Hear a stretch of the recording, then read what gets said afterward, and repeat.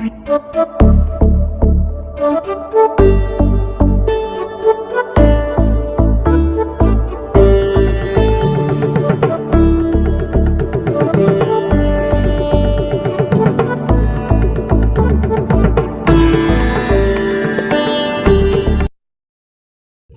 नमः। अभी आपने पिछले 18वें पाठ में ग्रहों के बलों के बारे में पढ़ा, स्थान बल के बारे में पढ़ा, दिग्बल के बारे में पढ़ा और चेष्टा बल के बारे में पढ़ा।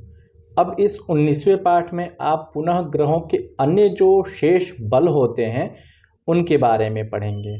कहने का मतलब यह है कि ग्रहों के काल बल के बारे में पढ़ेंगे, नैसर्गिक बल के बारे में पढ़ेंगे और ग्रहों के पुनः स्थान बल के बारे में पढ़ेंगे।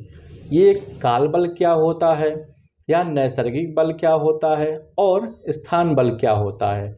स्थान बल के विषय में आपने विगत पाठ में कुछ पढ़ा है, उसी का यह शेष भाग समझें। पुनः इस पाठ में आपको स्थान बल के बारे में अतिरिक्त रूप से बताया जाएगा और ग्रहों के काल बल के विषय में बताया जाएगा तथा नैसर्गिक बल के विषय में बताया जाएगा। काल बल कहने का तात्पर्य यह है कि कौन सा ग्रह किस काल में जाकर बलवान होता है और नैसर्गिक बल कहने का तात्पर्य यह है कि ग्रहों का अपना एक स्वाभाविक बल होता है। तो इन सभी के विषय में आचार्य वराहमिहिर ने लघु जातक अध्याय के द्वितीय अध्याय में इस बात को बताया गया है। आप यह श्लोक देखें, इसके अन्वय को देखें, इसके भावार्थ को समझें और इसकी व्याख्या को भी आप देखें। जैसा कि आचार्य वराहमिहिर कहते हैं, अहनिशितार्क सुरेज्या द्युनिशं ज्ञो नक्तमिन्दुकुज सौराः स्वदिनादिष्वशुभशुभा बहुलोत्तर पक्षयोर्बलिनः। इसके अन्वय को आप देखें। अहनि सितार्क सुरेज्याः द्युनिशं ज्ञो नक्तमिन्दुकुज सौराः बलवन्तः भवन्ति स्वदिनादिष्वशुभशुभाः बहुलोत्तर पक्षयोर बलिनः भवन्ति। इसकी आप संस्कृत व्याख्या देखिए।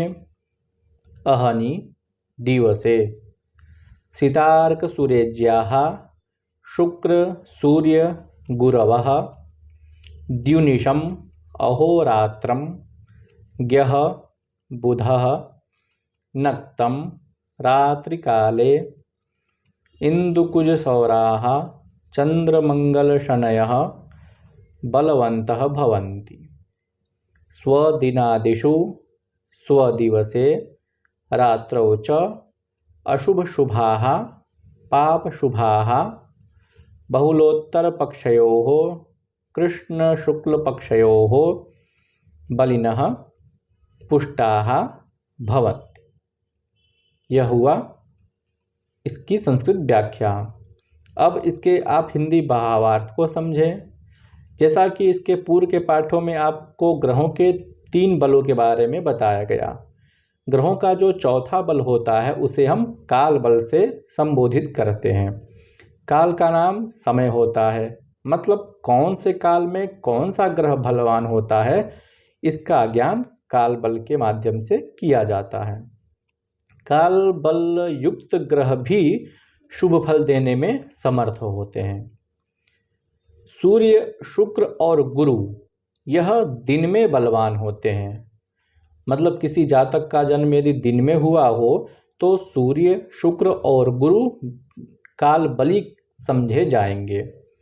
इसी प्रकार से बुध अहोरात्र में बलवान होता है। अहोरात्र कहने का मतलब है दिन और रात्र दोनों, अतः बुध सर्वदा बलशाली होता है।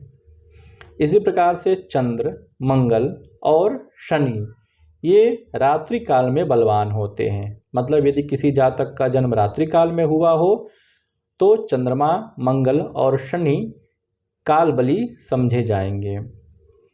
इसी प्रकार से सभी ग्रह अपने दिन में, अपने मास में, अपने वर्ष में और अपने काल होरा में बलवान होते हैं।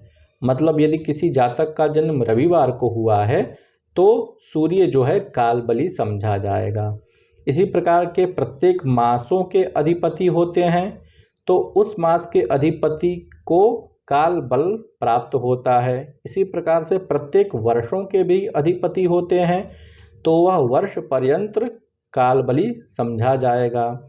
और काल हो रहा जो एक मुहूर्त का विषय है, तो उसमें भी यदि किसी जातक का जन्म होता है तो उसे भी आप काल बली समझें।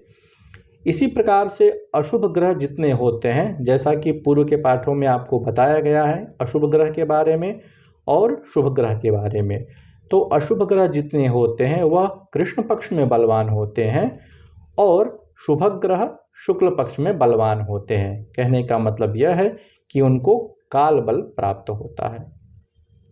इस रेखा चित्र के माध्यम से आप इस बात को सरलतया समझ सकते हैं काल बल के विषय में कि किसको कौन सा काल बल प्राप्त हुआ है। जैसा कि आप देखें, सूर्य, शुक्र, गुरु दिन में काल बली होते हैं। इसी प्रकार से बुध अहोरात्र में काल बली होता है। चंद्रमा, मंगल और शनि रात्रि में काल बली होते हैं। सभी ग्रह अपने दिन में, अपने मास में, अपने वर्ष में और अपने काल होरा में बलवान समझे जाते हैं। अशुभ ग्रह कृष्ण पक्ष में बलवान होते हैं और शुभ ग्रह शुक्ल पक्ष में बलवान होते हैं। यह हुआ ग्रहों का काल बल। अब हम ग्रहों के नैसर्गिक बल के विषय में पढ़ेंगे। आचार्य वराह मिहिर ने 10वें श्लोक में इस बात की चर्चा की है। जैसा कि श्लोक इस प्रकार से है, मंदार सौम्य वाक्पति शीत चंद्रार्काः यथोत्तरम बलिनः नैसर्गिक बल में तत् बल साम्येस्माद् बलाधिकता।